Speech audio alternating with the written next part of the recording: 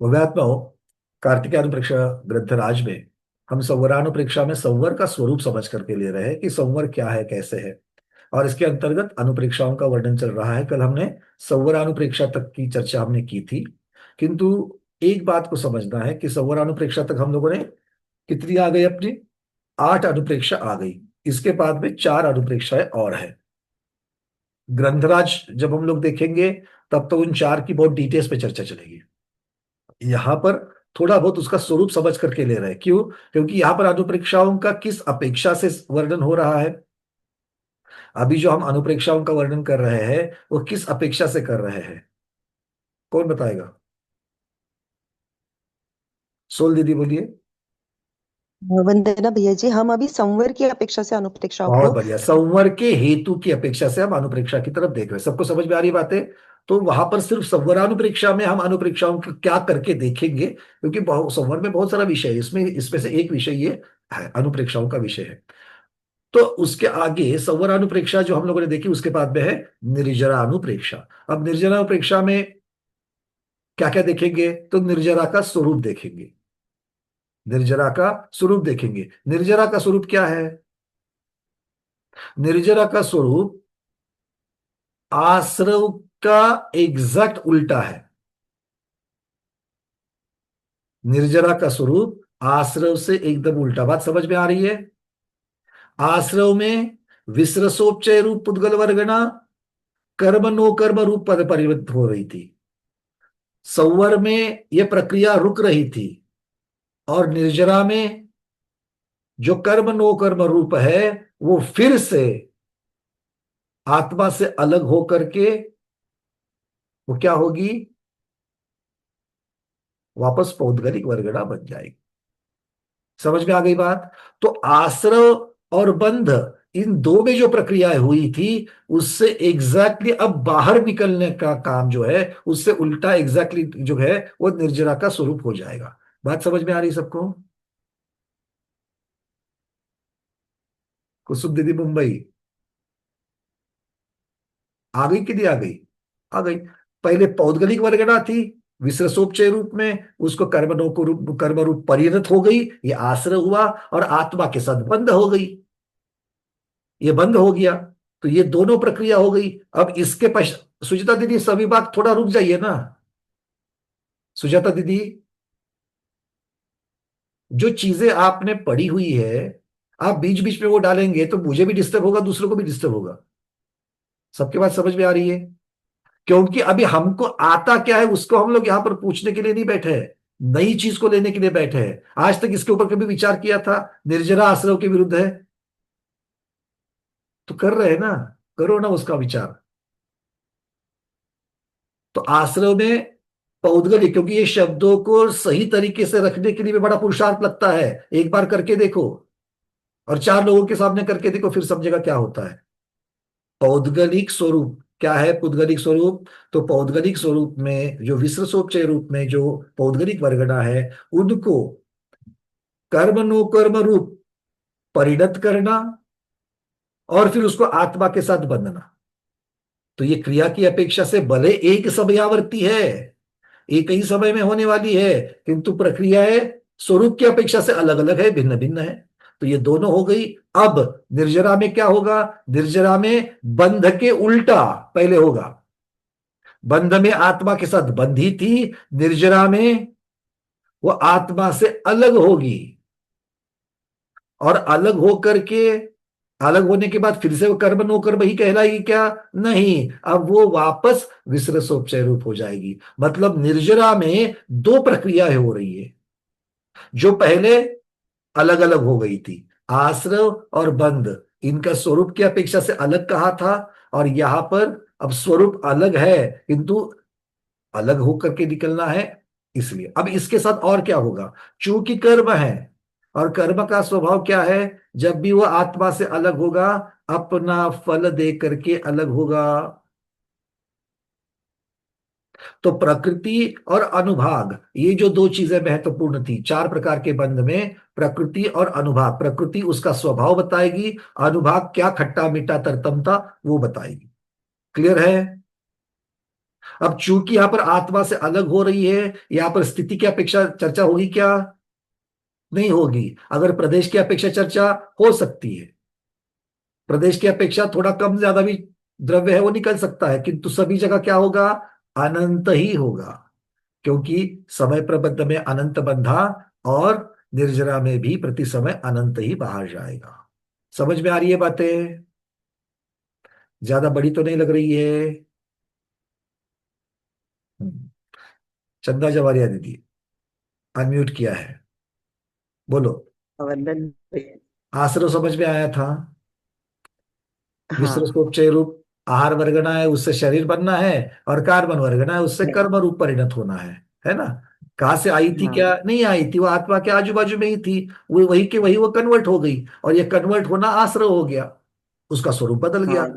और उसके बाद में हाँ। क्या सिर्फ स्वरूप बदला? क्या नहीं, स्वरूप बदलने के बाद में वो आत्मा के साथ में बिल्कुल बंध को प्राप्त हो गई। अब बंध को प्राप्त हो गई मतलब क्या है? अब इमीडिएटली अगले समय में वो आत्मा के साथ ही रहेगी। मैं किसकी चर्चा कर रहा हूं ये? अब ये आश्रय की है। ये आश्रय हो रहा है। सांप्रदायिक आश्रय की चर्चा कर रहा हूं। ठीक है ना, सांप्रदायिक आश्रय की चर्चा कर रहा हूं, क्योंकि वो स्थिति हाँ। वहां पर अलग बहुत ज्यादा भी पड़ सकती है। और इरियापत आश्रय की अगर मैं चर्चा करूँ तो आएगी। आश्रय आएगी मतलब क्या है? विसर्जोच्चय रूप से कर्म नो कर्म रूप परिवर्त होगी, और फिर अगले समय ही वापस निर्जरा को प्राप्त हो जाएगी। तो इस अपेक्षा से सांप्रदायिक आश्रव और इरियापत आश्रव, इन दोनों की अपेक्षा से निर्जरा को अगर हम लोग देखेंगे, तो निर्जरा को बिल्कुल अलग अलग हमें प्रकार दिखेगा। दोनों जगह पर वो अपना फल तो देगी देगी। ठीक है। अब फल, ये सांप्रदायिक आश्रम में जो फल है, वो खट्टा मीठा तो आपको मिलना ही मिलना है। जो भी वो बांध करके लाया था वो अनुभव अनुभाग पड़ा था, इसलिए मिल गया। इरियापत आश्रम में उसके बाद जो बंद हुआ, इरियापत आश्रम के पश्चात जो बंद हुआ, वो बंद टिका ही नहीं। तो वहां पर स्थिति और अनुभाग पड़े ही नहीं, ना स्थिति पड़ी ना अनुभाग पड़ा, इसलिए उदय में भी उसका कोई फर्क नहीं पड़ेगा। आए निकल गए, आए निकल गए, आए निकल गए। तो इरियापत आश्रम की अपेक्षा से तो निर्जरा तो होती ही रहेगी। अब यहां पर निर्जरा जो हो रही है, वो निर्जरा अपने समय से होने वाली निर्जरा, मतलब एक तो आत्मा से अलग होना, और दूसरा फिर से उसका स्वरूप कर्म नो कर्म से पौद्गलिक वर्गना विशेषोपचय रूप हो जाना। क्लियर है? ये एक बात हो गई। यहां पर पूरा नहीं हुआ, यहां पर सिर्फ एक बात हो गई। अब क्या यही रास्ता है? अब निर्जरा का स्वरूप देख लिया, अब निर्जरा के कारण भी देखने पड़ेंगे। निर्जरा के कारण भी देखने पड़ेंगे। तो एक निर्जरा का कारण है, अपनी स्थिति को पूर्ण कर दिया। भाई जितने दिन रहने के लिए आए थे मेहमान, उतने दिन रह करके हो गया, वो निकल के जा रहा है। ये एक कारण है मेहमान को जाने का। और हाँ। दूसरा मेहमान का कारण क्या है? रुके रहना। या तो मेहमान को जबरदस्ती बाहर निकालो, या फिर ऐसी परिस्थिति बन जाए जिससे मेहमान ही जल्दी निकल जावे। है ना? आप ऐसी खातिरदारी करना कि 8 दिन का मेहमान 2 दिन में ही निकल जावे। ऐसा ही, अगर ऐसा भी तो हो सकता है कभी कभी। हाँ, इसी को हम क्या कहेंगे? उदीरना कहेंगे। क्या कहेंगे? उदीरना कहेंगे। तो उदीरना में क्या होगा? समय से पहले ही निर्जरा हो जाएगी। यहाँ पर वो उदयावली में आकर ही होती है, किंतु समय से पहले निर्जरा हो जाएगी, अलग हो जाएगी, तो ये निर्जरा है। ठीक है। अब निर्जरा तो स्वरूप तो समझ में आ गया कि कैसे कैसे निकलती है। अब ये बात भी हमको निर्जरा के बारे में समझनी पड़ेगी कि निर्जरा जो है, वो निर्जरा हमें संसार से बाहर निकलने के लिए मदद करने वाली है क्या? वो निर्जरा संसार से बाहर निकलने के लिए मदद करने वाली सहायक है क्या? नहीं है। तो एक है सकाम निर्जरा, एक है अकाम निर्जरा। एक मोक्ष मार्ग की कामना के साथ में जब कार्य किया जाता है, तब जाकर के जब कर्म की निर्जरा होती है, वो होती है सकाम निर्जरा या सविपाक निर्जरा, और फिर होती है अविपाक निर्जरा। खैर, इनकी डिटेल्स पे हम निर्जरानुपेक्षा जब आएंगे तो बहुत अच्छी तरीके से इसको डिटेल्स में देखेंगे। उसका गणित देखेंगे, सारी चीजें देखेंगे। हाँ, गणित भी देखेंगे बिल्कुल। ठीक है ना? क्यों गणित देखना है? क्योंकि क्या कहा रहा, बनते भी एक समय प्रबद्ध है, निर्जरा होती भी एक समय प्रबद्ध है, किंतु 1.5 गुण हानि द्रव्य फिर भी बच जाता है। तो ये इसकी चीज की भी चर्चा करेंगे। चर्चा कौन करेगा? अरविंद जी। मैं अरविंद जी को पूछ रहा हूँ चर्चा कौन करेगा। ठीक है ना? हाँ, सब लोग करेंगे, जिनको जिनको पहले पढ़ाया गया है वो सब लोग इसकी चर्चा करेंगे। तो तैयारी करके कभी निर्जरानुपेक्षा, अभी नहीं, अभी थोड़ा रुक जाओ। ठीक है, तो ये है निर्जरानुपेक्षा। निर्जरानुपेक्षा में क्या चिंतन करना है, सबको समझ में आ गई बात? डिटेल्स बाद में प्राप्त होगी, किंतु हमें क्या, एक स्केलेटन के ऊपर से हमको चलना है, एक आर्किटेक्ट के ऊपर हमको चलना है कि भाई क्या आरा खड़ा है, कैसे चलेंगे। तो एक तो उसका स्वरूप समझेंगे, आश्रव बंध के उल्टा। तो ये उसका स्वरूप है, उसके कारण, उसमें प्रभाव डालने वाली उदीरना जैसी चीजें, इनको हमें निर्जरा में देखना है। ठीक है? अरे हाँ तो कहो, जितनी देर पहले से सुना नहीं था, अब तो सुना है कि नहीं सुना है? अच्छा, अब अभी मन में क्या भाव है? कुसुम दीदी, मुंबई।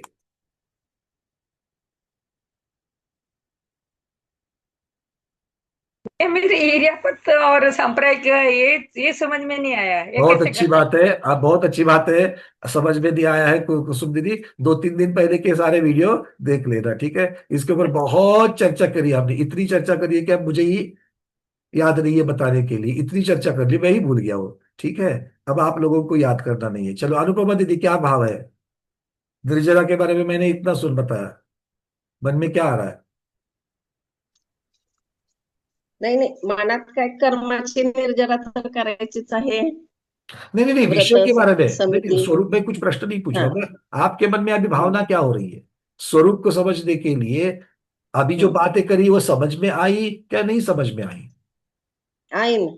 सारी की सारी बातें समझ में आ गई? हा. आश्रमच्या विरुद्ध निर्जरा आहे. आश्रव कर्माचं येणं आहे. निर्जरा अच्छा, आश्रव कर्म का आना कर्माचं है? जाणे आहे. आश्रव कर्मों हं? का आना है? कर्मों के आने को आश्रव कहते विस हैं?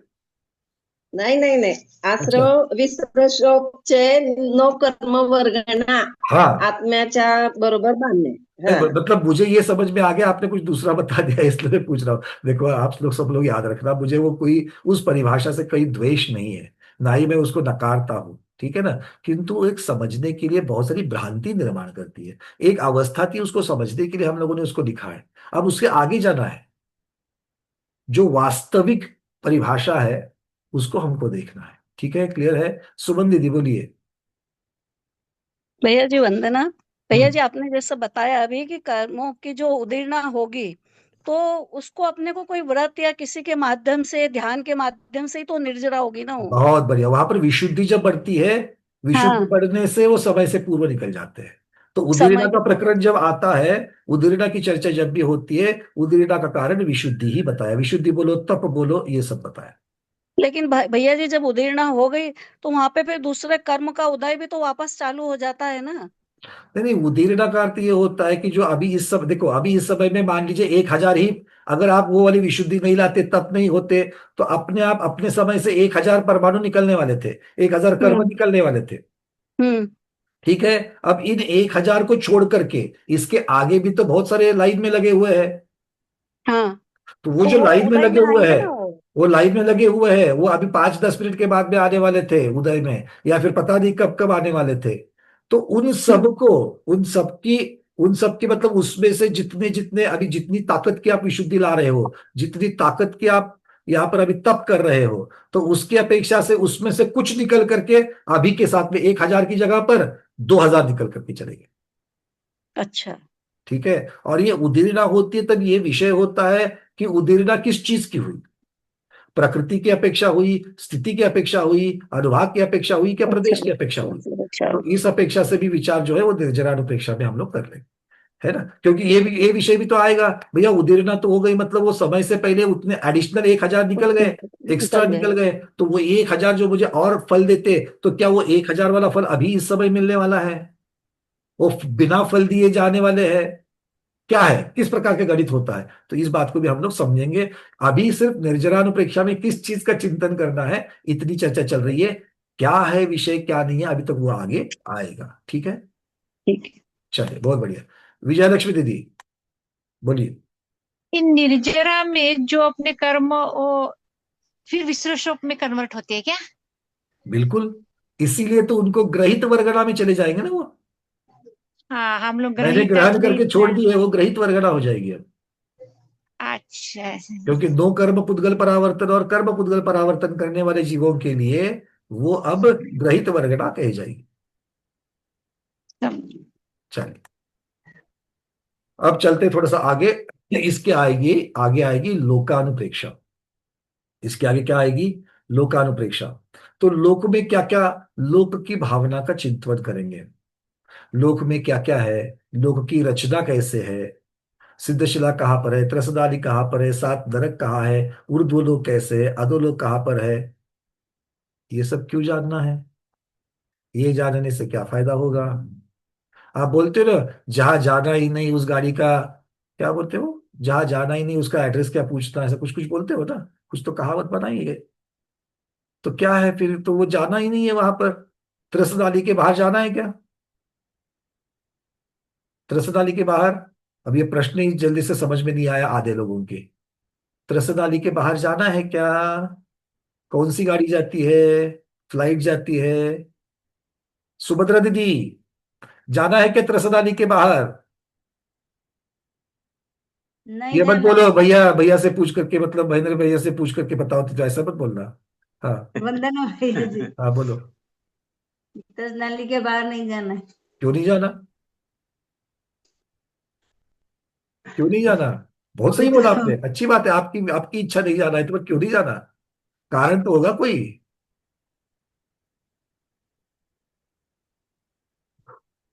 रितु दीदी, त्रसदाली के बाहर जाना चाहोगी क्या? हाँ जी, सिद्धशिला जाना पे तो तभी जा पाएंगे। त्रसदाली के बाहर जाना चाहोगी? सिद्धशिला पे तो तभी जा पाएंगे भैया जी। सिद्धशिला तो त्रसदाली के अंदर ही है ना दीदी, बाहर जाने की क्या जरूरत है? अच्छा, मेरे को वही था कि वो बाहर है। नहीं नहीं, त्रसदाली, अरे बिल्कुल बढ़िया से बढ़िया भूगोल देखेंगे त्रसदाली में। ऐसा कि अच्छा। मतलब वो हफ्तों चलेगा वो भूगोल, वापस सारी चीजें देखेंगे हम लोग। बहुत बढ़िया। हम कहा गए हमारे मंजू रानी वाला दीदी, उनको पाताल याद नहीं आ रहे थे आज। मंजू रानी वाला दीदी बिल्कुल वापस देखेंगे, पाताल तक देखेंगे सारे। लोक को जानना है मतलब लोक को पूरा का पूरा जानेंगे, ठीक है ना। पंचेंद्री रहे तो पंचेंद्री पवन जी कह रहे हैं कि जीव नहीं रहते, जीव नहीं रहते। पवन जी अनम्यूट किया है। ठीक है। त्रसनाली में जीव कहाँ रहता है? हाँ, त्रसदाली के बाहर। आलोक आकाश त्रसनाली के बाहर नहीं रहता है ना? अरे त्रसदाली के बाहर आलोकाकाश थोड़ी है, लोकाकाश भी काफी है। वातवलय के परे आलोकाकाश है। नहीं, ये सब जीव तो त्रसनाली में ही पाए जाते हैं ना। सारे जीव नहीं, सिर्फ त्रस जीव पाए जाते हैं, और यही उत्तर है। त्रस जीव त्रसदाली के अंदर पाए जाते हैं। और अब हम मोक्ष जाने तक त्रस पर्याय को नहीं छोड़ना चाहते। प्रेमा दीदी कह रही है सूक्ष्म जीव रहते हैं। जीव दीदी अकेले सूक्ष्म नहीं, बादर भी है वहां पर। अकेले सूक्ष्म नहीं, सूक्ष्म तो सभी जगह है, अंदर भी है बाहर भी है, बादर भी है। किंतु है कौन? स्थावर। अकेले स्थावर है, त्रस नहीं है। जब हम त्रस की चर्चा करें तो एक इंद्रिय मत बोलना। त्रस की चर्चा चल रही है तो स्थावर कहना, एक इंद्रिय नहीं कहना। क्या फर्क है भाई एक इंद्रिय और स्थावर में? कौन बताएगा? एक इंद्रिय में और स्थावर में क्या फर्क है? सटीक बताना। 1 2 3 4। चलो विजया ठोलिया दीदी को पूछ लेते हैं आज। बोलिए दीदी। सादर वंदना भाई वंदना दीदी साहब। बोलिए। एकेंद्रिय जीवों में त्रस और स्थावर ये दो भेद होते हैं और ये एकेंद्रिय जीवों में। लेकिन जो दीदी एक इंद्रिय एकेंद्रिय जीव में, में सूक्ष्म और बादर, हाँ त्रस और सूक्ष्म स्थावर तो और नहीं बादर, होंगे। एकेंद्रिय में सूक्ष्म और स्थावर ये दो भेद होते हैं। लेकिन जो त्रस जीव होते हैं वे बादर ही होते हैं। दीदी एक इंद्रिय में सूक्ष्म और बादर दोनों होते हैं। हाँ हाँ, ये दोनों भेद किंतु पाए हमें जाएंगे हमें एकेंद्रिय उनकी में। हमारी चर्चा चल रही है स्थावर और एकेंद्रिय, इनकी चर्चा है। हमें त्रस को कुछ नहीं करना अभी। अभी हमें स्थावर कहेंगे, कब हम स्थावर कहेंगे और कब एकेंद्रिय कहेंगे, इसका हमें उत्तर चाहिए। जी जी। जीव वही है, जीव वही है। ये जीव स्थावर भी है, ये जीव एकेंद्रिय भी है, किंतु स्थावर कब कहेंगे और एकेंद्रिय कब कहेंगे?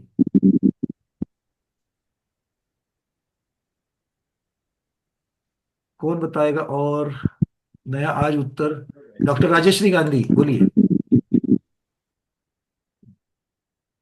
हेलो, हाँ दीदी बोलिए। आवाज आ रही है ना? आ रही बोलिए। एकेंद्रिय जो जब स्पर्शेंद्रिय ओलियो रहता है तब एकेंद्रिय कहेंगे, और स्थावर मीन्स जल का है, अग्नि का है, वायु का है, ऐसा रहेगा पांच इंद्रिय, तब स्थावर बोलेंगे। बहुत बढ़िया, आपने जलकायिक, वनस्पति कायिक, वनस्पति का एक, अग्नि का एक, पृथ्वी कायिक वायु का एक, आदि की जब पृथ्वी का चर्चा एक। करेंगे, आदि की अपेक्षा से जब उस जीव की तरफ हम संबोधन करेंगे, तब हम उसे स्थावर की अपेक्षा देख रहे हैं, और जब उसको स्पर्शनेन्द्रिय की अपेक्षा से देख रहे हैं, तब हम उसको एकेंद्रिय की अपेक्षा देख रहे हैं। बिल्कुल सही कहा। बस और एक चीज बच गई, नहीं तो मैं इसको परफेक्ट आंसर बोलता। एक चीज बच गई।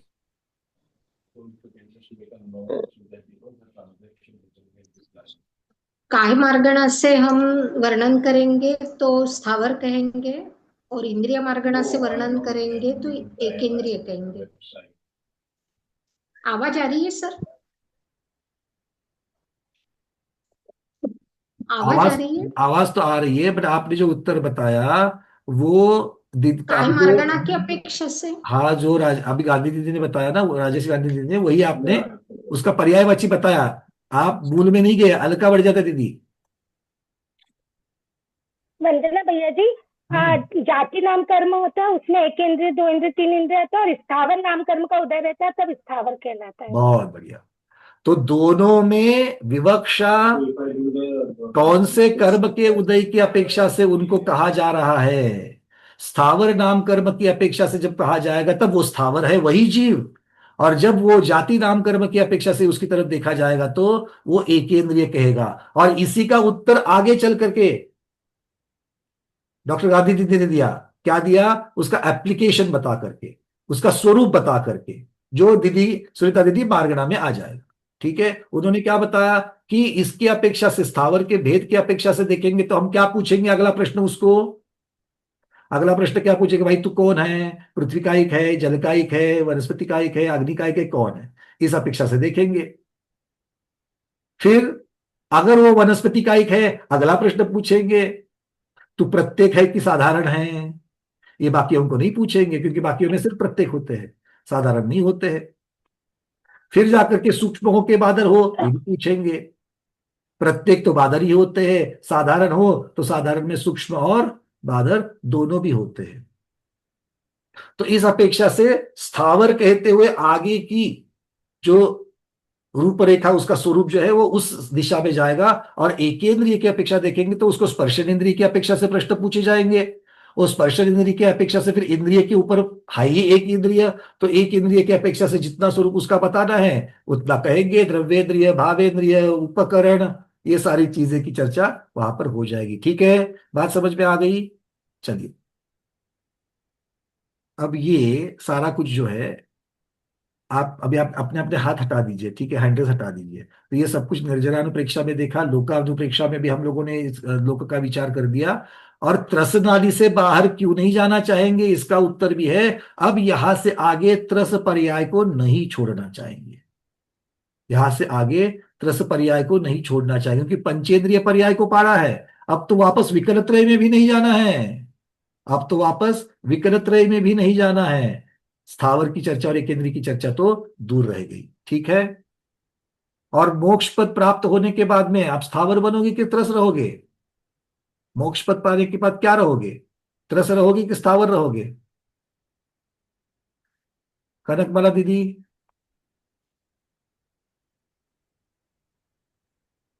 अनम्यूट कर लो। हाँ बोलो। भैया, हाँ, सिद्ध भगवान त्रस और स्थावर है, क्योंकि शरीर ही नहीं है उनके। सिद्ध भगवान स्थावर नहीं है और त्रस भी नहीं है। शरीर ही नहीं है, त्रस और स्थावर तो संसारी जीवों के हो लगता है। अच्छा, शरीर की अपेक्षा से बनता है, मुझे लगा कर्म की अपेक्षा से बनता है। कर्म भी उनके नहीं है, एक भी कर्म का आठों कर्म का नाश कर दिया। शरीर है इसलिए काय कहते हैं। देखो, एक इंद्रिय को शरीर है कि नहीं है? इंद्रिय के शरीर है, तो शरीर है तो उसको एक इंद्रिय भी तो कह रहे हैं और काय भी कह रहे हैं, क्योंकि इंद्रिया और काय दोनों भी शरीर से ही प्राप्त हो रही है। और शरीर किससे प्राप्त हो रहा है? कर्म से प्राप्त हो रहा है। ठीक है। अब हमें बिल्कुल सूक्ष्मता में जाकर के उसके कारण की मीमांसा करनी है। और ये जो चिंतन आप लोग अभी कर रहे हैं कि नहीं कर रहे हो, ऐसे प्रश्नों के उत्तर दे रहे कि नहीं दे रहे हो? ये क्या कहीं रटे हुए प्रश्न है क्या? रटे हुए उत्तर है क्या? नहीं है। अब इसके उत्तर क्यों दे रहे हो? क्योंकि उस विषय और उसके ऊपर चिंतन कैसे करें, इसकी आदत अच्छी तरीके से लग गई है। समझ में आ गई बात? और ये फायदा है इस तरीके से स्वाध्याय करने का, कि कहीं भी किस कैसा भी अगर आप उत्तर दे दो, पूछ लो, प्रश्न पूछ लो, चिंतन करने की आप लोगों को आदत पड़ चुकी है, उत्तर दे देंगे। आगे कौन सा है लोकानुप्रेक्षा के बाद? बोधि दुर्लभ अनुप्रेक्षा। बोधि दुर्लभ, महादुर्लभ है बोधि। सम्यक ज्ञान, रत्नत्रय, केवल ज्ञान आदि जो महादुर्लभ चीजें हैं, उनको प्राप्त कैसे किया जाता है, वो क्यों दुर्लभ है, इन सब की चर्चा हम लोग बोधि दुर्लभ में करेंगे। मुख्यतः से सम्यक ज्ञान की प्राप्ति और सम्यक ज्ञान की पूर्तता, इस अपेक्षा से बोधि को दुर्लभ कहा गया है। ठीक है, तो उसको भी हम लोग जानेंगे। फिर आएगी धर्मानुप्रेक्षा। धर्म में यहां पर रत्नत्रय धर्म की चर्चा नहीं चलेगी। यहां पर धर्म की अपेक्षा से मुख्यता से श्रवण धर्म और श्रावक धर्म, इनकी चर्चा चलेगी। है तो रत्नत्रय ही बेस, किंतु रत्नत्रय कौन धारण करता है? स्वामी की अपेक्षा, और उस स्वामी के धर्म की अपेक्षा से यहां पर चर्चा की जाएगी। कौन कौन से धर्म है? श्रवण धर्म और श्रावक धर्म। फिर श्रावक धर्म है तो वहां से फिर अनुव्रतों से लेकर के चर्चा शुरू हो जाएगी, और प्रतिमा तक, 11वीं प्रतिमा तक पूरा का पूरा वर्णन, पूरा का पूरा वर्णन वहां पर चिंतन करना पड़ेगा। भाई ये मैं आगे क्या पढ़ाने वाला हूं ये नहीं बता रहा हूं, वो तो मैं पढ़ाऊंगा ही। मैं क्या बता रहा हूं, ये चिंतन हर रोज करना है ना? सुभद्रा दीदी कितनी हो गई? 2 3 4, कहां तक पहुंचे? 3 तक पहुंचे, बहुत बढ़िया, अनुमोदना है। तो वो 3 का है, तो वो 3 में क्या क्या करना है, मैं कर रही कि नहीं कर रही हूं ये, और चौथी में क्या बचा है ये भी सोचना है। ठीक है, तो अगर ये सोचोगे तो चौथी बहुत जल्दी हो जाएगी अपनी शक्ति के अनुसार। क्योंकि एक बार 2 को क्रॉस कर दिया ना, 2 को ले लिया ना, अरे तो बस 11वीं थोड़ी सी, आप 2 से 10 तक आराम से पहुंच सकते हैं। 2 को अगर आप निभा रहे हो तो 10 तक आराम से जा सकते हो। चेतना कोटड़िया दीदी भी है ना, 2 ले लिए तो 10 तक पहुंच सकते हो, उसमें कोई बड़ी बात नहीं है। 11वीं थोड़ी सी मुश्किल हो जाएगी। 10 को लेकर के भी ऐसी कोई बात नहीं है कि घर से निकलना ही निकलना है। 7 के बाद 8 9 10, ये जो 3 है, इसके लिए ऑप्शन है, आप घर में रह करके भी निभा सकते हो और घर से बाहर भी निभा सकते हो। घर में रह करके निभाना थोड़ा मुश्किल है, इसलिए घर से जाकर संग में रह करके निभाना इजी हो जाता है, इसलिए वो मार्ग बताया है। तो ये धर्मानुप्रेक्षा में अंतर अंत में उसकी चर्चा करेगी। ये सब क्या है? ये सब क्या है? संवर के हेतु है। अनुप्रेक्षा क्या है? संवर के हेतु है। हो गई क्या अनुप्रेक्षा की चर्चा? कुछ बचा है क्या? पूर्णिमा दीदी बोले बस हो गया, चलो आगे। नहीं भाई, ये सारी चर्चा जो आपने और हमने कही है, वो व्यवहार की अपेक्षा की है अनुप्रेक्षा की चर्चा, है ना? क्या सोचना है, उसका स्वरूप क्या है, व्रत कैसे लेने हैं, तो व्रत को लेना, व्रत का पालन करना, फिर वो मुनि धर्म की अपेक्षा से हो या श्रावक धर्म की अपेक्षा से हो, या फिर बोधि दुर्लभ में सम्यक ज्ञान के भेदों की चर्चा। उसके पश्चात आगे जाकर के हम लोग चर्चा अगर मान लीजिए करनी है निर्जरा की, जितनी भी चर्चा करी, हाँ भाई ये कर्म को अभी इस समय थोड़े चले गए, अगले समय थोड़े चले जाएंगे, फिर समय पे थोड़े चले जाएंगे, ये सब व्यवहार रूप हमने देखा। संवर का, आश्रव का, इन सब का व्यवहार रूप देखा। इन सभी अनुप्रेक्षाओं का निश्चय रूप भी हमको देखना चाहिए। क्यों देखना चाहिए? एक छोटा सा उदाहरण देता हूं, मैं प्रश्नों को लूंगा आपके। यहां पर जब अहिंसा कहते हो तो अहिंसा कहते ही हिंसा का परिहार, ये उसके साथ में जुड़ा हुआ अर्थ आता है। आता है कि नहीं आता है? मोक्ष मार्ग कहते ही संसार मार्ग को छोड़ना, ये इसका अर्थ अपने आप बन जाता है कि नहीं बन जाता है? मतलब एक अगर हम लोग एक सीधे स्वरूप में अगर हम लोग देख रहे हैं तो उसका उल्टा स्वरूप छोड़ना है, त्यागना है, ये अपने आप समझ में आता है। क्लियर हो गई बात? ये बात समझ में आ गई? तो ऐसे ही एक उदाहरण लेते हैं, आशरण भावना को सोचो। आशरण भावना में हमने क्या कहा था? मृत्यु की अपेक्षा, मृत्यु की अपेक्षा, मरण की अपेक्षा सारा वर्णन किया था। क्या किया था कि भाई मरण आदि जो है, मरण के समय में अगर मेरा आयु कर्म, जिसकी वजह से आयु कर्म की समाप्ति को मरण कहा जाएगा, और आयु कर्म की समाप्ति से मरण होना है, तो उस आयु कर्म को रोकने वाला, आयु कर्म को खत्म होने से रोकने वाला इस संसार में कोई नहीं है। ये चर्चा जब हम कहते हैं तब हमें किसकी शरण लेना है? कोई भी शरण जाने योग्य नहीं है, ये चीज दिख जाती है। दिखती कि नहीं दिखती है? दिखती है। किंतु इसके साथ क्या दिखती है? इसके साथ क्या दिखता है? देखो, अगर मुझे कोई बचाने वाला नहीं है तो मैं ही मुझको बचा सकता हूं। उसके साथ अर्थ क्या आ गया? फ्री में आ गया, उसके साथ अर्थ चिपक करके आ गया, उसके साथ अर्थ क्या आ गया? अगर मुझे इस दुनिया में बचते तो है कि नहीं बचते हैं? मृत्यु से आज तक अनादिकाल से मृत्यु से कोई नहीं बचा। अरे अनंतानंत जीव सिद्ध हो गए, वो तो मृत्यु से बच गए कि नहीं बच गए? बच गए। तो वो मृत्यु से कैसे बचे? उनको किन्ने किन्ने बताया? अगर उनको किसी ने नहीं बचाया और फिर भी वो बच गए हैं, मतलब किसी ने तो बचाया, और वो उन्होंने स्वयं को बचाया। तो एक जगह जब हम व्यवहार रूप देखते हैं तो उस व्यवहार का रूप किस लिए है? वो निश्चय को प्राप्त करने के लिए ही है।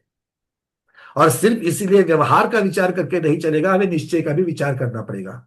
जब अनित्य अनित्य अनित्य अनित्य भावना का विचार किया, जब अनित्य का विचार किया, देखो आचार्य भगवान क्या कह रहे हैं। अब ये एक ग्रंथराज है बारसानुपेक्षा। कौन सा ग्रंथराज है? जैसे कार्तिकेय अनुप्रेक्षा ग्रंथराज है, एक बारसानुपेक्षा ग्रंथराज है। किसी को मालूम है ये किसने लिखा है बारसानुपेक्षा? महेंद्र भाई साहब बोलिए। कुंदकुंद आचार्य का है। कुंदकुंद आचार्य का है। प्रभु जी आपको भी कहना है कुंदकुंद आचार्य ही? सर कुंदकुंद स्वामी ने लिखा है सर। कुंदकुंद स्वामी ने ही लिखा है। सोल दीदी आपको क्या कहना है? हाँ जी भैया जी, आचार्य को लिखते हैं। तो सब लोग एक ही मान रहे हो कि कुंदकुंद स्वामी ने लिखा है? बहुत बढ़िया, कुंदकुंद स्वामी का ही लिखा हुआ है। ठीक है, तो ये कुंदकुंद महाराज ने बारसानुपेक्षा ग्रंथ जो लिखा है, उस ग्रंथ की अपेक्षा से अब यहाँ पर वर्णन आ रहा है। तो हमें कार्तिकेय अनुप्रेक्षा, सर्वार्थ सिद्धि पूजपाद स्वामी की, और उसके साथ साथ में अब यहाँ पर थोड़ा सा शरण मिल रही है कुंदकुंद स्वामी की। उनकी अपेक्षा से निश्चय से कैसे देखते हैं, इसको भी हम लोग देख लेते हैं। क्योंकि कुंदकुंद स्वामी की निश्चय के ऊपर बहुत अच्छी कमांड है। कुंदकुंद स्वामी की अध्यात्म क्यों, ऐसा क्यों हुआ? क्योंकि कुंदकुंद स्वामी ने साक्षात तीर्थंकर भगवान की वाणी को सुना, और तीर्थंकर भगवान के समवसरण में जीव ज्यादा से क्या पूछेंगे? व्यवहार का रूप तो पता है, किंतु निश्चय की चर्चा भी वहां पर चलेगी, और निश्चय की चर्चा ही अंत में हमें ध्येय क्या रखना है ये चीज बताने के लिए उसी चीज का 84 पाहुड़ में आचार्य कुंदकुंद स्वामी ने बताया।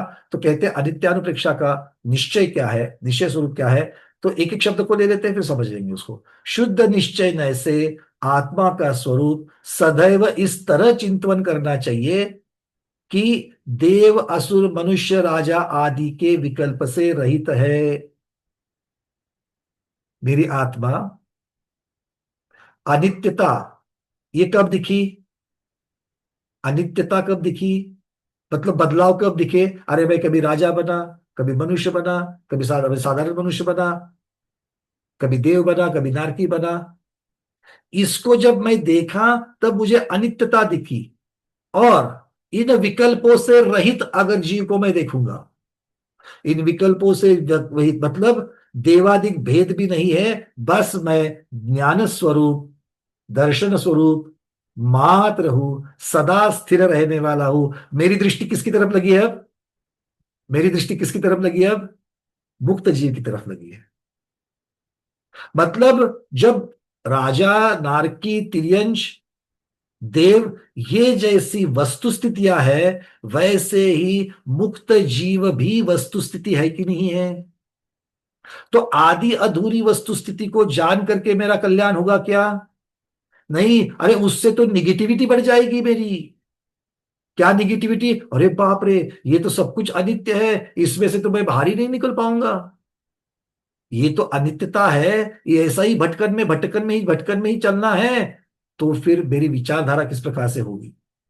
क्या कभी मैं अच्छा बनने का प्रयास करूंगा? राग द्वेष की मंदता करने का प्रयास करूंगा? नहीं, राग द्वेष की मंदता करो तो भी भटकना है, और राग द्वेष की तीव्रता करो तो भी भटकना है। कम से कम तीव्रता हो जाए तो अभी तो मुझे सुख मिल रहा है, थोड़ी देर के सही सुख तो मिल रहा है, दूसरे का अपमान करके, दूसरे के ऊपर चिल्ला करके सुख तो मिल रहा है मुझे। पता नहीं अगले भव में क्या हो जाएगा, अभी क्यों ना सुख पा करूं। ये कब होगा? ये निगेटिविटी कब बढ़ेगी? जब हम सिर्फ व्यवहार रूप को देखेंगे। इसीलिए मुझे निश्चय का रूप देखना है कि नहीं, इसमें से उठ करके मैं अपने ज्ञान दर्शन, अपनी चेतना में स्थिर रहने वाला भी बन सकता हूं। वही सिर्फ नित्यता है। क्योंकि जैसे पहले कहा था, अनित्यता अनित्यता अनित्यता जब हम चर्चा करते हैं, उसके साथ में किसी न किसी चीज की नित्यता जरूर है। वो भी हमें अनित्याशरण, अनित्य भावना में ही हमको देखना है। तो मैं जब अनित्य भावना का जब मैं स्मरण करता हूं, अनित्य भावना को जब मैं चिंतन करता हूं, तो मुझे व्यवहार की अपेक्षा से जितनी जितनी मुझे अनित्यता दिखती है उनकी तरफ भी देखना है, उनके बारे में भी सोचना है। शुरुआत खुद से करनी है, क्योंकि अभी तक हम लोग अनित्य की अवस्था में ही भटक रहे हैं। किंतु मैं नित्य भावना में, मैं महावीर भगवान की तरफ अगर देखूं तो वो नित्य है, उनकी आत्मा अब नित्य बन चुकी है। और मेरे अंदर जो नित्य नित्य आत्मा विद्यमान है, मैं कहीं पर भी भटक गया तो मेरे अंदर वाली जो आत्मा है वो कभी बदल गई है क्या? आज मेरी आत्मा जो मेरे अंदर है, कल मेरे अंदर गंगवाल जी की आत्मा आने वाली है। कल अगर परसों मैं देव बनूंगा तो हमारे प्रमोद जी की आत्मा मेरे अंदर आने वाली है। नहीं, प्रमोद जी देव पर्याय पाएंगे तो उनके अंदर प्रमोद जी वाली जो वो आत्मा है, वो वही देव पर्याय पाने वाली है। समझ में आ गई बात? तो इसीलिए जब मैं अनित्यता को देखता हूं, तब मुझे नित्यता को, मेरे अंदर की नित्यता, अनित्यता में नित्यता और अंतिम नित्यता, इन दोनों की तरफ भी मुझे देखना है। तब जाकर के मेरी अनित्य भावना का भाना सफल हो जाएगा। क्योंकि बिना ध्येय के, बिना साध्य के, सिर्फ अभी की परिस्थिति को देख करके मेरे को कोई फायदा होने वाला नहीं है। क्लियर हो गई बात? अब ऐसे ही आचरण को लगाओ, अब सारा सुलझता जाएगा मामला, फायदा समझ में आएगा। अब फायदा समझ में आएगा। और अकेले निश्चय का अगर हम लोग सोचते तो क्या होता? मैं सिद्ध हूं, मैं शुद्ध हूं, मुझे कोई रोग नहीं है।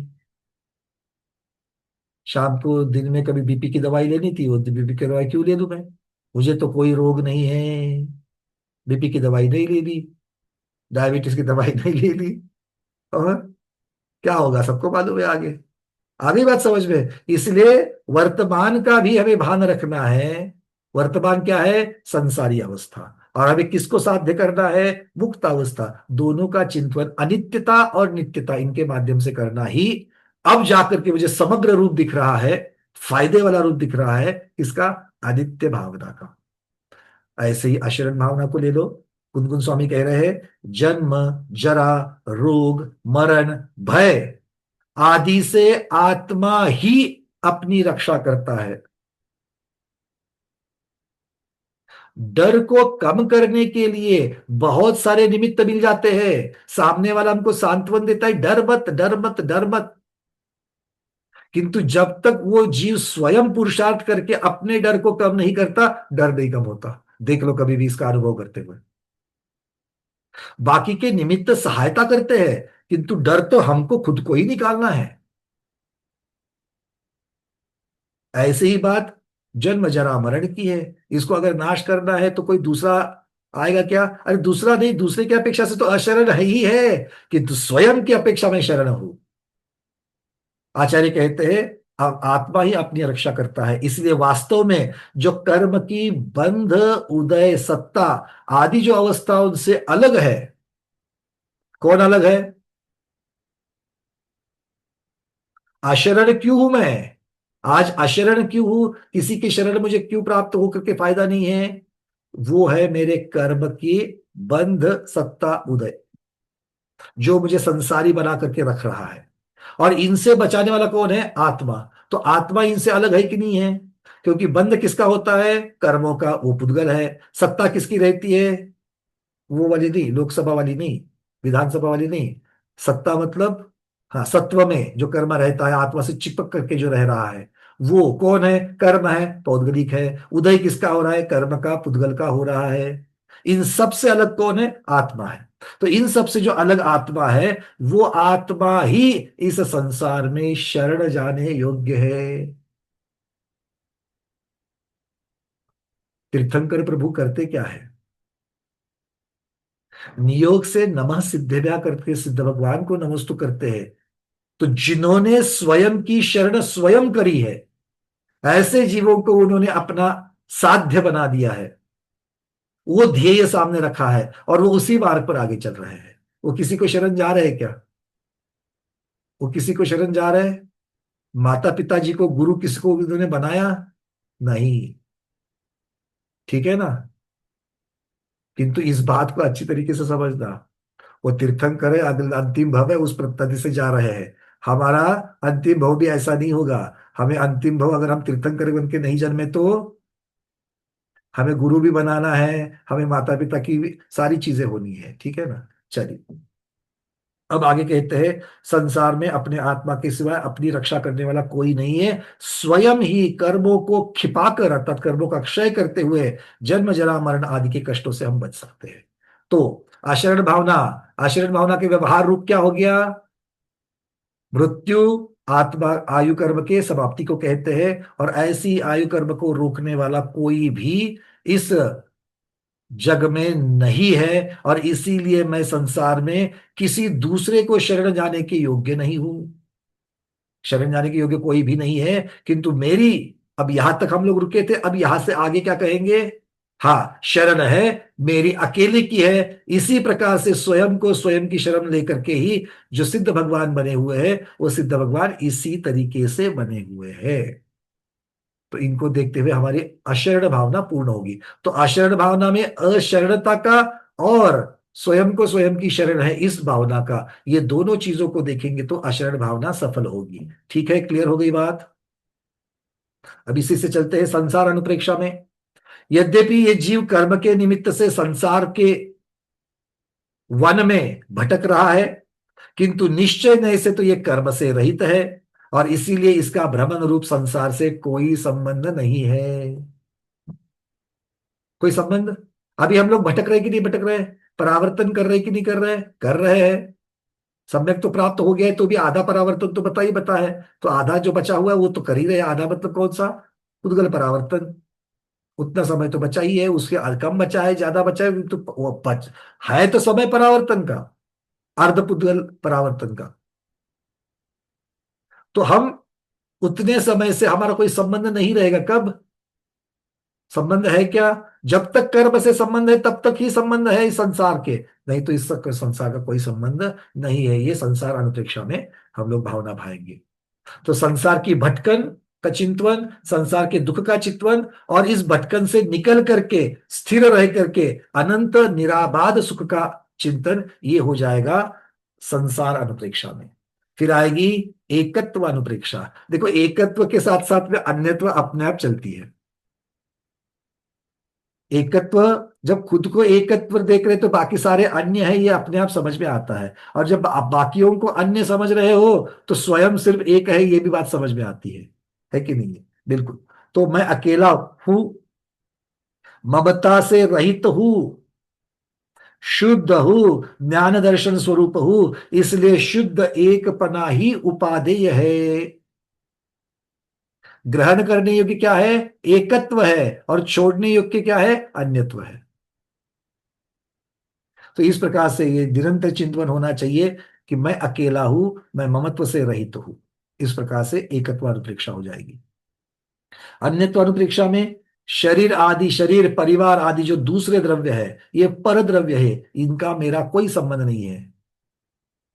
कैसे कहना? ऐसी उंगली बना करके परिवार के सामने खड़ा, तुम्हारा मेरा कुछ संबंध नहीं है। बहू बोलेगी अच्छा हो गया बता दिया सासू माँ, शाम का भोजन नहीं पकाओ ना आपके नाम का, फिर कोई संबंध है नहीं तो क्यों पकाओ प्यार। ये चिंतन की बात है, चिंतन में ही रखना, ठीक है ना? ये भी महत्वपूर्ण है, नहीं तो बोलो भैया ने बोल दिया है। तो अन्य तो अनपेक्षा में शरीर आदि जो बाह्य द्रव्य है, सो भी सब अपने से जुदा है। मेरा आत्मा ज्ञान दर्शन स्वरूप, मेरा मेरा स्वरूप ही अलग है। मेरा स्वरूप अलग है, ये बाकी जितना दिख रहा है उसका स्वरूप अलग है। मुझे अभी क्या दिख रहा है? मुझे बाकी सब सामने, मेरे मोबाइल दिख रहा है, मुझे वीडियो दिख रहा है, स्क्रीन सामने दिख रही है, ये मैं नहीं हूं। इसके साथ का ये मैं, जिसको अभी स्पर्श करने के बाद मुझे कुछ जो अनुभूति हो रही है, ये भी मैं नहीं हूं। जो अनुभूति करा रहा है, अंदर जो हो रही है अनुभूति, जिसको हो रही है, वो मैं हूं। तो इस प्रकार से हम स्वयं को अन्यत्व भावना की अपेक्षा से चिंतन करना चाहिए कि ये सब अन्य है। अशुचित्व अनुप्रेक्षा में क्या होगा? वास्तव में आत्मा देह से जुदा है, कर्म से रहित है, अनंत सुखों का घर है, इसीलिए शुद्ध है। आत्मा किस में रह रहा है? इस अशुचि शरीर में रह रहा है, इसलिए अशुचि की भावना हो रही है। किंतु जब शरीर ही नहीं रहेगा, जो नो कर्म और कर्म दोनों से बना हुआ जो शरीर है, जब वो नहीं रहे, क्योंकि उसकी वजह से तो आज अशुद्धता है। अशुचिता किसकी वजह से है? ये पर की वजह से है। उस पर को ही मैं जब हकाल दूंगा तो मैं तो स्वयं नीचे शुद्ध ही रहूंगा। तो मैं स्वयं शुद्ध हूं, जो अशुचि है वो पर में है। इस प्रकार की भावना अशुचित्वानुप्रेक्षा में होगी। आश्रव में क्या होगा? आश्रव मिथ्यात्व आदि के जो भेद मेरे है ही नहीं है, क्योंकि विसर्जोपचय रूप से जो बदल परिणत हो रहा है, वो कौन परिणत हो रहा है? पुद्गल परिणत हो रहा है, पौद्गलिक वर्गना परिणत हो रही है। मेरे आत्म प्रदेश कोई बदल रहे क्या? नहीं, मेरे आत्म प्रदेश बदल ही नहीं रहे हैं। तो वो जो कर्म आदि जो है, वो नो कर्म पौद्गलिक वर्गना है, वो बदल रही है। और ये निश्चय ने से मेरे है ही नहीं है, इसलिए निरंतर ही आत्मा के द्रव्य और भाव रूप दोनों प्रकार के आश्रव से रहित चिंतन करना चाहिए। मेरी आत्मा भावाश्रव से भी रहित है और द्रव्याश्रव से भी रहित है। भावाश्रव कौन है? द्रव्याश्रव का निमित्त, ऐसे जीव के परिणाम। ये जीव के परिणाम क्यों हो रहे हैं? ये जीव के परिणाम क्यों हो रहे हैं? क्योंकि इसी प्रकार के गलत संगति में मैं रह रहा हूं, कर्म की संगति में, पुद्गल की संगति में रह रहा हूं, इसलिए मेरे ऐसे विचार हो रहे हैं, और वो विचार ही नई गंदगी को अंदर लाए हैं। तो इस प्रकार से हमको सोचना है। फिर आती है संवर अनुप्रेक्षा। जब आश्रव ही नहीं तो संवर कहां से होगा? अर्थात शुद्ध निश्चय नए से जीव के संवर ही नहीं है। जब आश्रव नहीं तो संवर भी नहीं है। इसलिए संवर विकल्प रहित आत्मा का चिंतन करना, ये निश्चय नए से संवरानुप्रेक्षा का भाना है। लोकानुप्रेक्षा, ये जीव अशुभ विचारों से नरक तथा तिर्यंज गति पाता है। अशुभता में रहता है, इसलिए तिर्यंज गति या संसार में भटक रहा हूं, मैं गति को पा रहा हूं। शुभ विचारों से अर्थात मेरे राग द्वेष की मंदता हो जाएगी तो मैं देवगति को प्राप्त कर लूंगा।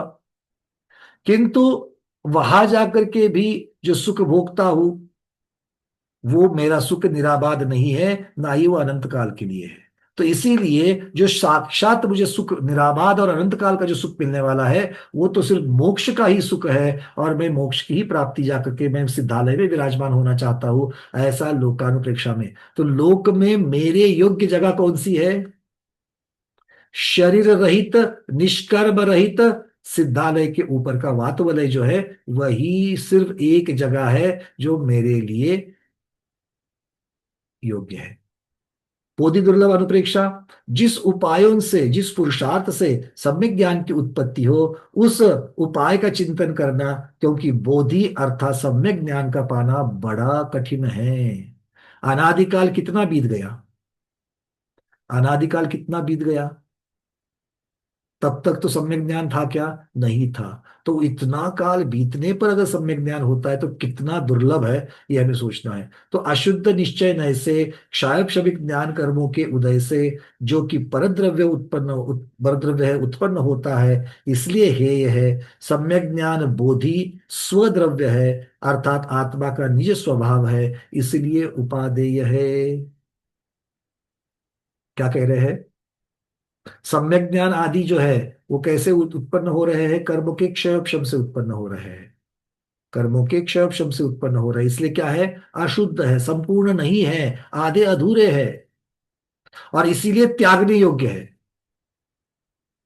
अगर मान लो कोई मति ज्ञान शुद्ध ज्ञान की पूर्तता, पूरा सर्वावधि ज्ञान परमावधि ज्ञान लेकर के और विपुलमति मन पर ज्ञान लेकर के मान लो 12वें गुणस्थान के अंत में खड़ा है, अगले समय ज्ञानावरण कर्म का भी नाश होकर के केवल ज्ञान मिलने वाला है। अगर उसको चॉइस दिया जाए और अगर वो बोले अरे मुझे केवल ज्ञान की क्या जरूरत है, एक ज्ञान रहेगा सिर्फ, उससे तो अच्छा है मेरे पास चार चार ज्ञान संपूर्णता के हैं। विपुलमति मन पर यह ज्ञान सबसे ऊपर है, परमावधि बिल्कुल ऊपर वाला है, शुद्ध ज्ञान पूरा का पूरा जितना शुद्ध ज्ञान है वो भी मेरे पास है। तो इतने अच्छे अच्छे ज्ञान होते हुए भी मुझे केवल ज्ञान की क्या जरूरत है? ऐसा क्योंकि मुझे एक को पाने के लिए चार को छोड़ना पड़ेगा, एक ज्ञान को पाने के लिए चार ज्ञान को छोड़ना पड़ेगा। तो उससे अच्छा है कि मैं ज्ञान को ना छोड़ूं। ऐसा अगर विचार करे तो करेगा कोई वहां पर विचार? नहीं। अर्थात वो एक ज्ञान ही है, मतलब वो एक ज्ञान जो है, जो ज्ञान की संपूर्णता है, वो उपादेय है, बाकी सब त्यागने के योग्य है। ये समझना ही यहां पर बोधि दुर्लभ अनुप्रेक्षा है। फिर धर्मानुप्रेक्षा, जीव निश्चय नय से सागार और अनगार होता है क्या? निश्चय नय से अब इनको क्या कहोगे? चलो श्रावक तो नहीं है, सिद्ध पद प्राप्त महावीर भगवान जो है वो श्रावक तो नहीं है, तो क्या वो सकल संयमी है? क्या वो मुनि है? तो अब वो मुनि धर्म और श्रावक धर्म दोनों से परे है, अब वो दोनों से भी परे है। इसीलिए सागार होना या अनगार होना ये मेरे शुद्ध जीव द्रव्य से परे है, और इसीलिए राग द्वेष रहित परिणाम से शुद्ध स्वरूप आत्मा का ही मुझे सदा ध्यान करना चाहिए। तो ये धर्म व्यवहार की अपेक्षा से है, और इन धर्मों से छूटना और आत्म धर्म को ही पाना, आत्म धर्म मतलब स्वभाव, आत्म स्वभाव को ही पाना, ये निश्चय से जाकर के देखे तो हमारे धर्मानुप्रेक्षा का स्वरूप है। समझ में आ रही है बातें? सबको क्लियर हो रही है? चलिए अब थोड़ा सा एक इसका उपहार, आचार्य भगवान बहुत महत्वपूर्ण बात है अनुप्रेक्षाओं के बारे में, इसको अब ये सार रूप कह रहे हैं। स्वरूप हम लोगों ने देखा, सार क्या है? इस प्रकार अनित्य आदि अनुप्रेक्षाओं का सानिध्य मिलने पर उत्तम क्षमा आदि के धारण करने से महान संवर होता है। एक संवर है और एक ताकत वाला संवर है। क्यों? क्योंकि अनुप्रेक्षाओं से बार बार चिंतन करने से, धर्म आदि को धारण करने से, समिति आदि को शुद्ध करने से, निरतिचार करने से क्या होगा? हमारा जो संयम है, हमारे जो व्रत है वो दृढ़ होते जाएंगे और हमारा चारित्र भी उज्जवल होता जाएगा। अनुप्रेक्षाओं का चिंतन करने से उत्तम क्षमा आदि धर्म जो है वो अच्छी तरीके से पल जाते हैं, और जीव परिशहों को जीतने के लिए उत्साहित होता है। परिशह को भी वो उत्साह से, बड़ी खुशी से जीतता है। ये फायदा है अनुप्रेक्षाओं का। बिना अनुप्रेक्षा के परिशहों को जीता नहीं जा सकता है, इसलिए ये अनुप्रेक्षाएं बहुत जरूरी है। अब कहते हैं पहली जो 6 भावना है, अनित्य आदि जो भावनाएं हैं, वो वैराग्य बोधक है, अंतर उन्मुख करने वाली है। कौन कौन सी पहली 6 आएगी? अनित्य भावना, अशरण भावना, संसार भावना, एकत्व भावना, अन्यत्व भावना और अशुचि भावना। ये क्या है? ये सारी की सारी 6 भावना जो है ये अंतर्मुख करने वाली है, सोचने पर विवश करने वाली है और वैराग्य को बढ़ाने वाली है। इसी के साथ जो बची हुई 6 है, आश्रवानुप्रेक्षा से लेकर के धर्मानुप्रेक्षा तक की, ये तत्व बोधक है। ये किसका बोध कराती है? तत्वों का, मतलब आत्मा के स्वरूप का। तत्व किसे कहते हैं? तत्व किसे कहते हैं? स्वभाव को कहते हैं। तत्व किसे कहते हैं? स्वभाव को। तो यहां पर किसका स्वभाव पता चलेगा हमें? स्व का। पुद्गल का तो पता चलेगा, वो व्यवहार से पता चलेगा, किंतु निश्चय नहीं से स्व का ही जीव द्रव्य का ही हमें अपना स्वयं का स्वभाव। इसीलिए कहा कि वो तत्व बोधक है, बोध कराते हैं, ज्ञान कराते हैं। किसका? स्वरूप का। तत्वों का मतलब अपने ही स्वरूप का। आश्रव भावना मिथ्यात्वादी विकारों से विरक्ति उत्पन्न करती है, क्योंकि कर्मों को अपने साथ में जकड़ लेना, इसके जो कारण मिथ्यात्व, अविरति आदि जो है, इनको जब जानते हैं तब वो उनसे हमें विरक्ति उत्पन्न होती है, वैराग्य उत्पन्न होता है। और संवर आदि जो 5 भावना, उसको छोड़ करके बची हुई 5 भावना जो है, संवर, निर्जरा आदि जो आगे वाली है, वो निज शुद्धात्म तत्व के प्रति समर्पित होने का मार्ग प्रशस्त करती है। क्योंकि वो क्या है? उपादेय है। आश्रव हेय है, किंतु संवर और निर्जरा क्या है? उपादेय है। तो इस अपेक्षा से वो ग्रहण करने योग्य है। तो 12 अनुप्रेक्षाओं का चिंतन क्यों करना? इसके लिए आचार्य भगवान कहते हैं कि भेद विज्ञान की उत्पत्ति होती है। स्व कौन है, पर कौन है, ये समझ में आता है। उसकी वृद्धि होती है, उस भावना की वृद्धि होती है। परद्रव्यों के प्रति राग कम हो जाता है। कषाय की मंदता होती है। वीतरागता की वृद्धि होती है। और प्रतिकूल परिस्थिति में धैर्य और अनुकूल विनम्रता आती है। इतने इतने फायदे हैं अनुप्रेक्षा के। कार्तिकेय अनुप्रेक्षा ग्रंथराज का स्वाध्याय शुरू होने के पश्चात प्रामाणिकता से बताना, 12 अनुप्रेक्षाओं का चिंतन कौन कर रहा है हर रोज? 1, जग जाओ, जल्दी से जल्दी जग जाओ। ठीक है? क्योंकि अगर इस ग्रंथ के स्वाध्याय से भी अगर नहीं जगे तो फिर जगाने वाला कौन है? वो भगवान ही बतावे। ठीक है? चलिए आगे बढ़ते हैं। अब इस 12 अनुप्रेक्षाओं के बारे में थोड़ा विशेष जानते हैं। अलग अलग ग्रंथों से अनगार धर्मामृत के अधिकार 6 अधिकार में कह रहे हैं, सब अनुप्रेक्षाओं का चिंतन सब अवसरों पर आवश्यक नहीं है। महत्वपूर्ण बात है, सभी अनुप्रेक्षाओं का चिंतन सभी जगह पर आवश्यक नहीं है। क्या? परमागम ही नेत्र जिसके, ऐसा जो मुमुक्षु, मोक्ष मतलब जो मोक्ष को चाह रहा है, 12 अनुप्रेक्षाओं में से यथा रुचि एक अथवा अनेक सभी का तत्वतः हृदय में ध्यान करता है। वो मन और इंद्रिय पर विजय प्राप्त करके आत्मा ही में स्वयं अनुभव करने लगता है। अब वो एक प्रक्रिया नहीं रहती है, अलग से बैठ करके की जाए, फोर्सफुली की जाए, वो एक आदत लग जाती है। चिंतन करने की आदत, सामने निमित्त पर उपस्थित हो गया, कोई घटना हो रही है, कोई हर रोजमर्रा की कोई प्रक्रिया चल रही है, भोजन बनाने की है, जो भी प्रक्रिया चल रही है, और सामने उसको देख करके हमारा चिंतन शुरू हो जाता है। कितनी बार ऐसा होता है।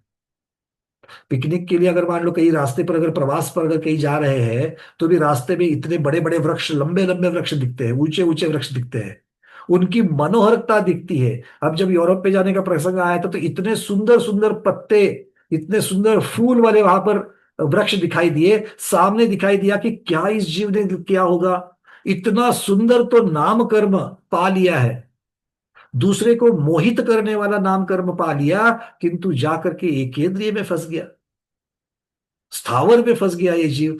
क्या किया होगा इस जीव ने? ऐसा चिंतन अगर आता है तो यह अनुप्रेक्षाएं आपके काम आ रही है, और ऐसा होना चाहिए। क्योंकि ऐसा कब होगा? निमित्तों को पाकर चिंतन करने की आदत डालोगे तो जरूर होगा।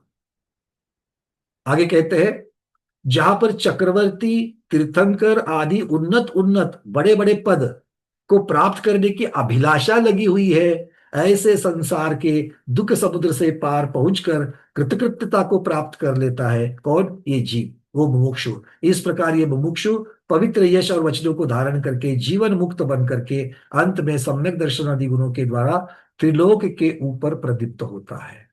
तो जैसे जैसी परिस्थिति है, उस परिस्थिति की अपेक्षा से उसका चिंतन कर सकते हैं। वैराग्य अपना घट रहा है, अगर हम संसार के प्रति जा रहे हैं तो पहली 6 भावनाएं जो है वो हमें वैराग्य के प्रति करेगी, और वैराग्य अच्छी तरीके से हो गया है, अब मुझे निश्चय की तरफ देखना है, तो आगे वाली जो 6 है वो मुझे तत्व का तत्व की बारे में जब बताएगी, ये इस प्रकार से इसको देख लेना। एकत्व और अन्यत्व, ये दोनों अनुप्रेक्षाएं एक जैसी लगती है, तो इनमें अंतर क्या है? तो द्रव्य संग्रह में इसके बारे में बहुत सुंदर वर्णन आ गया है। वो कहते हैं एकत्व अनुप्रेक्षा में तो मैं अकेला हूं, इस प्रकार से विधिरूप व्याख्यान है, और अन्यत्व अनुप्रेक्षा में देह आदि पदार्थ मुझसे भिन्न है। मतलब एकत्व में अकेलेपन के बारे में सोचना है, और अन्यत्व में खुद को छोड़ करके बाकियों को सोचना है कि वो परे है, इत्यादि निषेध रूप से वर्णन है। एक को एकत्व में मुझे लेना है, अपनी तरफ देखना है, तो वो ग्रहण करने की चीज है, और अन्यत्व में जिसका त्याग करना है वो त्यागने रूप परिणामों की चर्चा वहां पर है। एक प्रवृत्ति की और दूसरी निवृत्ति की चर्चा वहां पर कर रहे हैं। इस प्रकार एकत्व और अन्यत्व, इन दोनों का तात्पर्य एक ही है, किंतु विधि निषेध, एक का निषेध किया जा रहा है और एक का ग्रहण किया जा रहा है। इस अपेक्षा से, विधि की अपेक्षा से, प्रक्रिया की अपेक्षा से अंतर है। आश्रव, संवर और निर्जरा, ये तो तत्व है, तो इनको अनुप्रेक्षाओं में ला करके क्या फायदा हुआ? इनको अनुप्रेक्षाओं में रख करके, क्योंकि पूरी की पूरी प्रक्रिया है, टेक्निकल प्रक्रिया है कि क्या भाव होते हैं, किस प्रकार से आते हैं, किस प्रकार से बंधते हैं, किस प्रकार से निकलते हैं, ये सब जान करके मेरे आत्मा का कल्याण कैसे होने वाला है। तो राजवार्तिक में कहते हैं इसके बारे में कि प्रश्न उठा, आश्रव, संवर, निर्जरा का कथन तो पहले हो चुका है, अब अनुप्रेक्षा में इनका ग्रहण करना निरर्थक है। अलग से तो आपने तत्व बता दिए, कहा किसकी चर्चा चलेगी राजवार्तिक में? उमा स्वामी महाराज के लिखे हुए मोक्ष मार्ग की अर्थात तत्वाद सूत्र की, क्योंकि वो उसी की टीका है। तो आचार्य भगवान यहाँ पर उत्तर दे रहे हैं, नहीं, उनके दोष विचारने के लिए यहाँ उनका ग्रहण किया है। क्योंकि पहले तो आपने आश्रव, संवर, निर्जरा, इनको प्रक्रिया, कैसी प्रक्रिया, मोक्ष को सहायक है या मोक्ष में बाधक है, इस प्रकार से प्रक्रिया की अपेक्षा से सोचा है। अब यहां पर उसमें क्या दोष है, आश्रव की अपेक्षा क्या दोष है, निर्जरा की अपेक्षा क्या दोष है, और संवर की अपेक्षा क्या दोष है। संवर को हम अच्छा कैसे कर सकते हैं, मतलब अशुभ संवर की जैसे शुरुआत करते हुए फिर अशुभ और शुभ का संवर किस प्रकार से किया जाए, और ऐसा करते करते संवर रहित कैसे हो जाए, इसका विचार अनुप्रेक्षा में है। संवर तत्व में इसकी चर्चा नहीं है, संवर अनुप्रेक्षा में इसकी चर्चा हो जाएगी। समझ में आ गई बात? तो दोषों का विचार करके उन दोषों को अलग रहने के लिए बहुत महत्वपूर्ण विषय है, बोर मत होना। शब्द जो है ना अच्छी तरीके से आप, क्योंकि ये ऐसा है ना, अभी आपका मन भटकेगा, अभी बहुत भटकेगा मन, पर अभी तो अंत के 2-3 मिनट बचे हुए, इसको पकड़ कर रखो, क्योंकि बहुत सार है ये, और ये बताएगा कि कार्तिक ये अनुप्रेक्षा क्यों महत्वपूर्ण है और कैसे उसको क्या करना है, बहुत जरूरी है ये। तो क्या कह दिया कि आश्रव, संवर, निर्जरा का कथन तो पहले संवर एक उसके स्वरूप की अपेक्षा से कर दिया है मोक्ष मार्ग में, उस तत्वाद सूत्र में, और अनुप्रेक्षा के अंदर उसको क्यों ले लिया? क्यों? क्योंकि यहां पर उसमें जो अब तक उसकी जो दोष है, उस दोषों का निराकरण किस प्रकार से करा जाए, व्यवहार से निश्चय की तरफ कैसे चला जाए, इस प्रकार की चर्चा यहां पर अनुप्रेक्षाओं में है। फिर आगे कहा परिशह और धर्म के मध्य अनुप्रेक्षाओं का कथन क्यों किया? शब्द जब आ गया, गुप्ती समिति, धर्मानुप्रेक्षा, परिशह, जय, चारित्र्य, इस प्रकार से रखा। तो परिशय और धर्म, इनके बीच में अनुप्रेक्षा को क्यों रखा है? तब आचार्य भगवान कह रहे हैं कि अनुप्रेक्षाओं का चिंतन करने वाला ही दश धर्म का पालन कर सकता है और परिशह को जीतने के लिए उत्साहित हो सकता है। इसलिए अनुप्रेक्षा का जो कार्य है वो संवर का हेतु है, किंतु संवर का हेतु है ये कैसे सिद्ध होता है? क्योंकि अनुप्रेक्षा का चिंतन करने वाला जीव दश धर्म को पालन करना और परिशह को जीतने के लिए तैयार हो जाता है, उत्साहित हो जाता है, बड़े आनंद के द्वारा करता है। अगर अनुप्रेक्षा ना हो तो धर्म की उत्पत्ति नहीं हो सकती, उसके बारे में बार बार, एक बार करके नहीं होगा, बार बार हमको धर्म को धारण करना है, सतत धर्म को धारण करना है, और परिशह को भी सतत जीतना है। इस अपेक्षा से सतत चिंतन की जरूरत है, और वही अनुप्रेक्षा है। इस प्रकार से ये अनुप्रेक्षाओं का वर्णन संवर के हेतुभूत यहां पर आज संपन्न होता है। इसके आगे चर्चा चलेगी परिशह की, परिशह का जय करना संवर का कैसा हेतु है, ये संवर अनुप्रेक्षा की चर्चा आगे चलेगी। फिर उसके आगे चारित्र्य की चर्चा चलेगी, तब तक संवर के अनुप्रेक्षा, संवर के स्वरूप की चर्चा चलेगी, और फिर आगे चल करके हम कार्तिक अनुप्रेक्षा ग्रंथराज की अपेक्षा से उनकी छह सात जो भी उसकी जो गाथा है उनको देखेंगे, ठीक है। क्योंकि कार्तिकेय अनुप्रेक्षा की जो छह गाथा होगी उस छह गाथा को पढ़ करके हम अनुप्रेक्षाओं का चिंतन करें, इतने तो अच्छे हम बिल्कुल नहीं है। हम मतलब हम बिल्कुल नहीं है, आपकी चर्चा नहीं कर रहा हूं मैं। तो कार्तिकेय अनुप्रेक्षा के उस गाथा को पढ़ने से पहले क्यों महत्वपूर्ण है ये मैं खुद बनिया हूं, मैं बनिए को ये सामान बेच रहा हूं, और ये बनिए को सामान बेचने में अगर मैं